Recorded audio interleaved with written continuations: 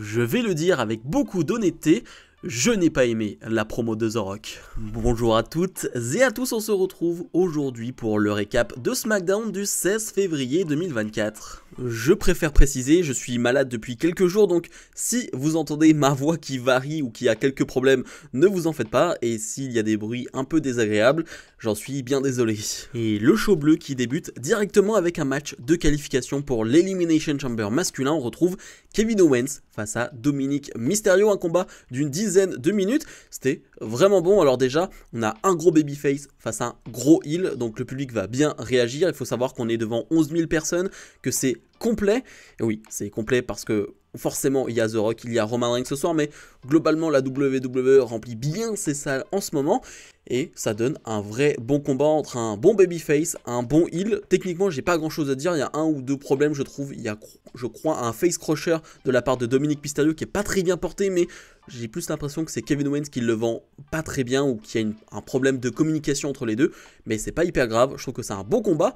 Pendant ce match, on a R-Truth qui va rejoindre Dominic Mysterio, et justement, Mysterio va demander à R-Truth pendant le match d'aller lui chercher une chaise pour aller frapper Kevin Owens avec, ce que je déteste. Vraiment, c'est un move de heel que je déteste, qui arrive assez souvent, qui arrive depuis des années et des années, depuis des décennies. Un heel qui veut frapper son adversaire, qui se ferait disqualifier, qui perdrait son match, et cette qualification à Elimination Chamber, mais un heel qui fait ce genre de move débile, c'est vrai que j'aime pas trop, mais R-Truth va pas lui donner la chaise, va juste s'asseoir dessus, plutôt drôle, et Dominic Mysterio va se retourner, va prendre la pop-up powerbomb de Kevin Owens, 1, 2, 3, victoire de KO qui ira à Elimination Chamber. On a vraiment que des hommes d'expérience dans cette cage, on a Randy Orton, McIntyre, LA Knight et Kevin Owens. Ouais, il y a de l'expérience, il y a beaucoup de talent comme je l'ai dit la semaine dernière, ça sent très très bon cette histoire. On enchaîne avec un autre match de qualification pour l'Elimination Chamber féminin. Cette fois-ci, Tiffany Stratton fait face à Zelina Vega, un combat de 3-4 minutes, et on a une belle performance de la part de Vega, c'est surtout elle qui va briller pendant ce match, c'est elle qui va vraiment se donner à 1000%, elle va sortir son moonsault à l'extérieur, c'est DDT, bref, elle va vraiment bien bouger, elle va vraiment bien se donner dans ce match, c'est une belle performance de sa part, mais surtout tout va se jouer à l'extérieur avec la guerre entre la LWO et le clan de Santos Escobar. On a une Elektra Lopez qui est présente, Zelina Vega va vouloir s'en prendre à elle à l'extérieur du ring, mais en revenant sur le ring, Tiffany Stratton va la surprendre, va porter son moonsault, toujours aussi sublime, et remporter ce combat pour aller à l'Elimination Chamber. C'est évidemment le bon choix, une Tiffany Stratton qui arrive dans le roster principal, qui enchaîne quelques victoires, et qui va dans l'Elimination Chamber, là où elle pourra briller. Alors, petit spoiler pour les pronos de la semaine prochaine, évidemment je ne la vois pas gagner, mais par contre je la vois faire une très belle performance. C'est une catcheuse qui peut vraiment voler, j'ai envie de dire, le match, qui peut vraiment voler le show à ce moment-là, à ce type de match-là. Elle peut vraiment être excellente et je pense qu'elle le fera. Je pense qu'elle va faire une super performance, même si ce sera son premier chamber.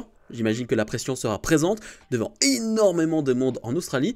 Mais j'ai confiance en elle et pour le moment, il n'y a pas vraiment de quoi douter de Tiffany Stratton. AOP fait face à des jobbers ou presque, on nous le vend un peu comme des superstars de NXT. La vérité c'est que Javier Bernal est un jobber du côté de NXT et Bo Morris, je ne l'ai jamais vu du côté de NXT, donc c'est réellement un match contre des jobbers. Ça faisait un petit moment qu'on n'avait plus vu de match contre des jobbers et Author of Pain va tout simplement les détruire en 1 minute. Alors est-ce que c'est toujours utile encore aujourd'hui des matchs de cette manière-là face à des jobbers, de faire gagner des matchs en 30 secondes face à des personnes qui ne sont personne justement? Je ne sais pas vraiment si c'est utile.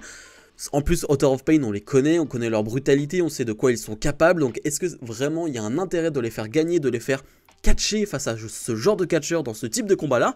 Moi, j'en suis pas réellement persuadé, je suis pas sûr que ce soit hyper intéressant, et je suis pas sûr qu'après ce combat, le public s'est dit « Ouais, ok, Author of Pain, c'est de la vraie menace, ok, il faut les prendre au sérieux ». Franchement, j'en suis pas certain. Dernier match de qualification pour l'Elimination Chamber masculin. Logan Paul, le champion des États-Unis, fait face aux Miz dans un combat de 10 minutes qui était vraiment excellent. Et pourtant sur le papier j'étais un peu déçu de voir Logan Paul face à Miz. Pourquoi? Bien parce que tout simplement c'est le premier match de Paul du côté de SmackDown, ça reste quand même encore une attraction, et tu le remets face au Miz, un adversaire qu'il a déjà affronté auparavant, alors qu'il y avait moyen de faire d'autres combats, une autre affiche plus fraîche, plus nouvelle. Donc sur le papier j'étais un poil déçu, mais je me dis qu'ils l'ont sans doute fait pour que le match soit plus évident pour Logan Paul, que la préparation du combat soit plus facile, et il y a des automatismes qui sont présents entre les deux et ça se ressent, on a un vrai bon combat. Je retiens quand même quelques approximations tout de même. Je vais pas vous dire que tout est parfait, mais j'aime beaucoup la différence de style. Un Miz qui va vraiment se vouer en vétéran pendant ce match, c'est-à-dire qu'il va la jouer à l'ancienne, il va essayer de blesser les jambes de Logan Paul, il va essayer de l'affaiblir à ce niveau-là. Il y a Logan Paul qui est sans doute l'un des catcheurs les plus divertissants aujourd'hui, parce qu'il est capable de faire quasiment tout, et il a un arsenal de prises qui ne cesse de s'agrandir, qui ne cesse d'augmenter, et donc du coup, eh bien, quasiment à chaque combat, tu vois de nouvelles prises de la part de Logan Paul qui sont à chaque fois assez impressionnantes, à chaque fois assez innovantes. Quand je dis innovantes, je me comprends, elles existent déjà, mais chez WWE, on les voit pas réellement souvent. Donc ça donne souvent de belles affiches.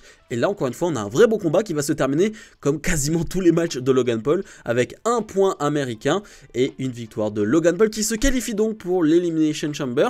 C'est vraiment très bon et c'est donc le dernier à se qualifier. J'avais oublié Bobby Lashley tout à l'heure, j'avais oublié de le citer, mais on a vraiment un chamber masculin de très haut niveau sur le papier, que ce soit en termes de star power, en termes de talent, de qualité, ça sent vraiment très bon. On peut avoir un Elimination Chamber masculin, s'il est bien amené, s'il est bien écrit, vraiment assez légendaire. Match de qualification pour l'Elimination Chamber féminin, Naomi fait face à Alba Fire, une Naomi qui d'ailleurs arrive avec un nouveau thème d'entrée. Dites-moi ce que vous en pensez. Toujours un peu de temps pour vraiment savoir ce que j'en pense de ces nouveaux thèmes d'entrée. Je me dis quand même pour le moment je préférais l'ancien. Je trouve pas catastrophique celui-là, mais pour le moment je préfère l'ancien. Va falloir plusieurs écoutes pour me dire ok pourquoi pas et pour m'y faire, mais pour le moment je suis pas hyper convaincu par ce thème d'entrée. On va avoir un combat de 5-6 minutes entre les deux qui est vraiment pas mal, mais si je dois être honnête, moi j'attends un peu de nouvelles choses de la part de Naomi. Elle est partie de la WWE il y a quelques temps, elle a fait son trou à l'extérieur de WWE, elle a été championne à l'extérieur de WWE, donc j'attendais pas une nouvelle Naomi, mais une Naomi améliorée. Une Naomi, j'ai envie de dire, a fait des progrès. Bon là, j'ai vu un match, et évidemment ce n'est qu'un combat, mon avis n'est pas définitif là-dessus, mais bon, j'ai revu la Naomi que je voyais chez WWE, les mêmes prises, la même manière de faire, la même rapidité ou quoi que ce soit. Je veux dire, je n'ai pas vu une Naomi différente. Évidemment, ce n'est pas un jugement définitif et on attendra plus de matchs pour se faire un réel avis. Mais pour le moment, bon bah c'est Naomi quoi. Une Naomi qui va faire abandonner Alba Fire pour aller dans ce Elimination Chamber féminin. Il manque plus qu'une dernière place et ce sera un match de repêchage. Le général manager de SmackDown, Nick Aldis, est sur la rampe d'entrée et nous dit qu'il a officiellement signé quelqu'un aujourd'hui. Et cette personne, cette superstar, c'est Bron Breakker qui va arriver, qui va être présenté, qui va signer son contrat. On va avoir quelques photographes qui vont être présents pour prendre des photos de lui. On en fait un bon et gros moment pour Bron Breakker qui signe officiellement dans le roster principal. On en parle depuis des semaines, mais je trouve que sa présentation est assez parfaite depuis le début. Clairement, de tous ceux qui sont montés de NXT à SmackDown ou à Raw, bah c'est lui qui a été le plus mis en avant, avec Jade Cargill qui n'est pas NXT, mais c'est lui réellement qui a été le plus mis en avant, c'est lui réellement qui est considéré comme une top star, c'est lui qui a les projecteurs, c'est lui qui est... Ouais, vraiment, c'est Bron Breakker, c'est lui, Bron Breakker, et je suis très heureux de cette présentation, et on nous annonce aussi que la semaine prochaine, il combattra du côté de SmackDown. À noter que le SmackDown de la semaine prochaine, eh bien, a été enregistré dans la suite de ce SmackDown-là, parce que la semaine prochaine, c'est évidemment Elimination Chamber en Australie, donc les superstars ne seront pas présentes. Roman Reigns fait son entrée aux côtés de Jimmy Uso, Solo Sikoa et Paul Heyman. Le chef des tribus demande à Salt Lake City de le reconnaître et dit que ce soir c'est la plus grande soirée de l'histoire de la WWE. Ce soir c'est la première fois qu'ils peuvent dire que le Rock est un membre de la Bloodline et la musique de The Rock va retentir. Il va venir sur le ring. The Rock annonce que ce soir les fans ont battu un record du show avec le plus de spectateurs de l'Utah. On a fait sortir un côté du Rock qu'on n'a pas vu depuis des années. Pourquoi ? Parce qu'on avait le plus grand main event de l'histoire de WrestleMania, Roman Reigns contre The Rock, et on l'a laissé partir, on l'a jeté dans les toilettes, où on a posé notre gros cul et tweeté pour montrer à quel point on aime Cody Rhodes. We want Cody, we want Cody. Il doit finir son histoire. The Rock va nous parler du Super Bowl en nous disant que l'équipe de San Francisco a perdu contre les Chiefs. Et qu'est-ce qu'ils ont fait? Ils ont subi leur défaite comme des hommes et sont passés à autre chose. Michael Jordan a mis fin au rêve des Jazz de Utah. Qu'a fait Utah? Ils se sont démerdés pour revenir au sommet. Le vrai monde ne fonctionne pas comme ça. On ne comprend pas car on est des petites bitches pleurnichardes. The Rock va tout faire pour que Cody Rhodes quitte WrestleMania sur une défaite. Son histoire vient de se terminer et l'histoire de la Bloodline ne fait que commencer. If you smell what the Bloodline is cooking. Allez, j'ai pas vu encore les réactions sur internet de cette promo et je vais pas les voir pour le moment parce que je vais vous dire mon avis directement à chaud.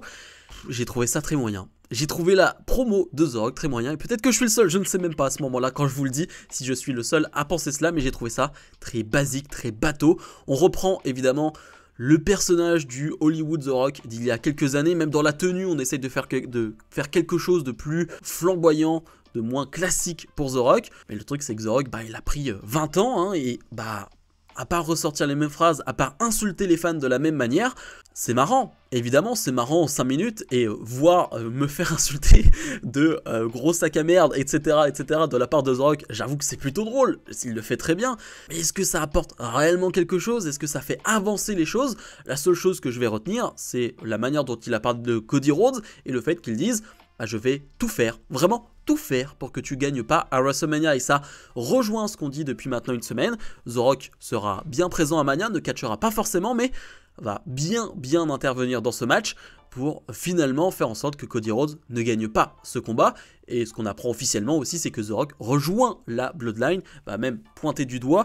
C'est quand même un gros moment de voir The Rock faire ça, mais dans la promo en soi, j'en retiens pas grand chose et la manière dont ça a été fait, j'ai vraiment eu l'impression d'avoir une parodie d'un The Rock jeune qui a été très mal faite, voilà, très mal réalisée et peut-être que je suis le seul à le penser, peut-être, mais c'est pas très grave, à chaque fois je donne mon avis, mais j'ai pas forcément vraiment apprécié cette promo de The Rock. Bilan de ce SmackDown, c'était bon, je mets un 8 sur 10 peut-être. Je vous avoue que les gars, comme je vous l'ai dit, je suis malade donc c'est un peu plus compliqué de suivre les shows et j'en suis désolé, je vous avais dit que j'allais plus parler des segments en backstage. Vu que je suis malade, je le ferai pas là pour aujourd'hui et j'ai pas vraiment le temps pour ça et je vais plutôt me reposer, j'en suis réellement désolé, mais on a eu des segments, quelques promos avec Bayley, Damage Control, c'était plutôt pas mal, j'aurais pu en parler, même LA Knight et Drew McIntyre, j'aurais pu plus en parler, mais je suis désolé. J'avoue que là, la maladie l'emporte et je vais plutôt aller me reposer. Bref, dites-moi ce que vous en avez pensé de ce SmackDown, de cette promo de The Rock. Je suis vraiment intéressé, j'ai vu des retours dessus, mais personne n'en parle réellement. Parle plutôt de ce que fait The Rock, parce que si vous regardez bien, The Rock ne pointe pas du doigt comme la Bloodline, mais fait une sorte de L avec ses doigts. C'est un peu malaisant, c'est un peu gênant de voir The Rock se tromper à ce point-là. Alors, est-ce qu'il fait exprès, mais ce serait encore un peu plus bizarre. Bref. Comme d'habitude, n'oubliez pas de mettre le pouce vers le haut, de vous abonner. Et nous on se retrouve sûrement pas demain, soyons honnêtes, mais la semaine prochaine pour d'autres vidéos. Salut, salut!